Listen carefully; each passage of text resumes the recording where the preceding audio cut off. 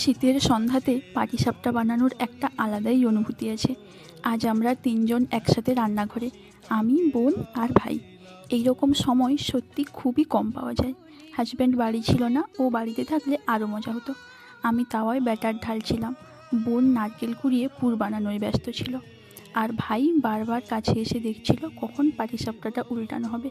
তাওয়া থেকে ধীরে ধীরে যে গন্ধটা উঠছিল, ওটা শুধু পাটিসাপটার গন্ধ নয়, ওটার সাথে জড়িয়ে ছিল অনেক চেনা মুহূর্ত। একটা পাটিসাপটা একটু বেঁকে যাওয়ায় বোন বলল, এইটাই ভাই। ভাই তো রেগে আগুন, ছড়িদির পেটে পড়ার আগে পিঠে দু চারটা পড়ল। পরেরটা ঠিকঠাক হতে ভাই ওইটা নিয়ে দিল দৌড়। তবে কোনো তাড়াহুড়ো ছিল না, মনে হচ্ছিল সময়টা থমকে গেলে বোধহয় ভালো হয়। পাটিসাপটা যখন প্লেটে সাজানো হলো, তখন বুঝলাম খাওয়ার আনন্দটা পড়ে। এই একসাথে থাকা, এই হাসি, এই সুন্দর মুহূর্ত আসলেই সবচেয়ে মিষ্টি।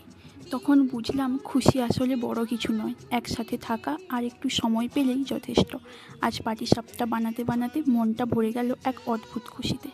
আর হ্যাঁ, ওই নারকোলের যে জলটা ছিল, ওটা কিন্তু আমরা তিনজনে মিলে খেয়ে ফেলেছি। আচ্ছা, তোমরা কারা নারকোলের জল খেতে পছন্দ করো অবশ্যই কমেন্টে জানিও কিন্তু। আর আমার ভিডিওগুলি যদি ভালো লাগে তাহলে সাবস্ক্রাইব করে পাশে থেকো প্লিজ। দোলায় তুমি দোলো আমার